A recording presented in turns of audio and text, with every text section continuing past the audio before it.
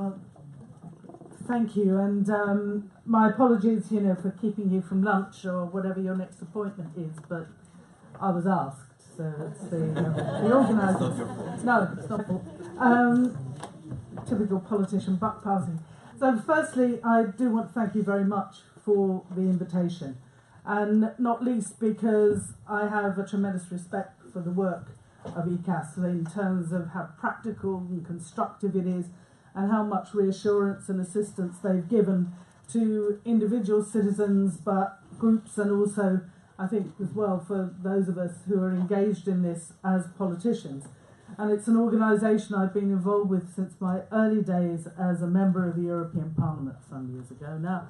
And I think that development that we've seen in support for individual European citizens and indeed people from outside the European Union has been extremely important. And one of the things that I've done with ECAS in the past was hosted publication of a series of annual reports that they did on the experience of people post-2004 moving within the European Union. Who moved where, why, what was the experience, how was it handled, etc. And those were, I think, extremely useful at their time and well worth going back to read. If only, it can be a bit depressing because some of the problems still are the same. Others may have moved on. But I think what it also tried to do was to put the lived experience of people very much into the work that we were doing in the European Parliament, just as the recent studies done by the Petitions Committee on that experience of people moving within the European Union has done as well. And I think it's really important that in the Parliament we keep that in mind, not least as we are struggling yet again with issues around posted workers, and of course as we also start work on the latest update on social security coordination, where the Parliament will need your input. We had a hearing yesterday afternoon, and it is very clear that Parliament really needs some expert input, I think. I think everybody felt that at the end of the meeting, where we were all sitting there scratching our heads thinking, well, we understand it's complicated, now help us get out of this. But I think too that when we think back to 2004, and I'm looking at that, I suppose, as a benchmark partly as from the UK in the experience that we had, what was important there, that this wasn't just people who were moving, as it were, because they particularly wanted to take up work in another member state or whatever, but it was very much about people feeling they were exercising a right, a freedom to actually move. They were moving with rights, and that this was an experience. You met people who were, why are you here? Oh, I came because my mate said he was coming, so I thought it sounded like a good idea. Interesting. But this was a big part of the feeling, I think, and that this mood, that it is not just about the economics, it's about the experience and that opportunity to try something without having to make a permanent commitment, without having to fill in the visa applications.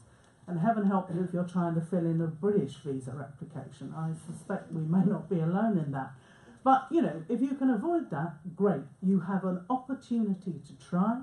You are supported in that, at least according to the rules. Your national governments, the governments of the country that you're coming to may not always appreciate that in terms of frontline staff, but you have a degree of support there. And that, yes, it can be messy. I'm a London member of the European Parliament, and that was certainly our experience. But it was also exciting that people wanted to come. They wanted to see what it was like somewhere else, and we were fortunate enough to be the recipients of that sort of positive nature from many people. And I think that when we're looking at freedom of movement, one of the things that it gets tangled up in, and some of that is quite a deliberate political move, is questions about migration in general. And so when we're talking about freedom of movement, I think it's really important that we make it clear to people that this is a system of reciprocal rights. That this is not necessarily to be seen as an exercise in white privilege as compared to people coming maybe from other countries elsewhere in the world. It's reciprocal, there are rights, there are obligations, and it's something from which any of us as EU citizens also have the possibility to benefit, whether we want to retire to somewhere warmer, a major reason given in one piece of research for why British and Germans moved to Spain. The major reason was not, because they wanted to work and invest in the local community and learn the language and become counsellors. Some do, but it was warmer. So it gives you an opportunity to experience that as well as working in a different place. And of course, it needs management. And it does need to be made practically possible. So there are, as I say, the issues about rights and obligations. And I think we need to be very, very clear that the absolute overwhelming majority of people who exercise this right basically fulfill those obligations. And that a lot of the stories that we hear about welfare tourism and all of this is just that. It's stories. And some people get paid a lot of money for developing and telling such stories. But I also think that one of the things that we do need to look at as well when we're looking at free movement, and somebody has also already talked about the issues, some of the issues around integration, is to look at what we ask from people coming from third countries and to consider whether we actually offer those opportunities and treat internal EU free movement in the same sort of way. That if I look again at my own experience, we've done a lot of work in the UK about community, about trying to work with people coming from third countries as well as the settled community, to introduce people to one another, to work together, to develop that sense of community. And I think we often leave that out when it's people coming from elsewhere in the European Union, because we assume that they will fit in and therefore don't need that support and don't need those mechanisms as people from third countries do. And I think we need to consider that. But also when we're looking at this, I think that we need, I was asked to talk a little bit as well about where we go with it. I can talk a lot about problems. We're seeing some of them at the moment, of course. We're seeing it with some of the discussions around social security coordination again, where, or indeed in the UK, with the question about family rights, about rights to residence, and some of the values that are coming through in that. In terms, I think, of what we're putting as a value on economically inactive, which I think we are using and seeing used in the free movement discussion as basically meaning having no role, making no contribution. And I think that those of us that have struggled for a long time, particularly in the women's movement, to look at how you value unpaid work, really need to bear that in mind when we're talking about economically inactive here. Because this is not about people who are coming as benefit tourists. This is about people who quite often may be the person who stayed at home with caring responsibilities. This is people who are retired. And, heaven help you if you tell somebody who is retired that they have no role in society and they have no part to play, particularly when you look at all the other policies we have on active ageing. So I think we need to think about how we use that language in order to make sure we're not digging a big pit for people to put a lot of people's lives into. Because one of the things I think we're coming back to in the discussion at the moment about social security coordination is a move back to this idea of workers and workers having rights to move, workers being supported, workers being who you want, and setting aside those that don't fall into that category. And I think we may, as I say, be creating a bigger problem for ourselves.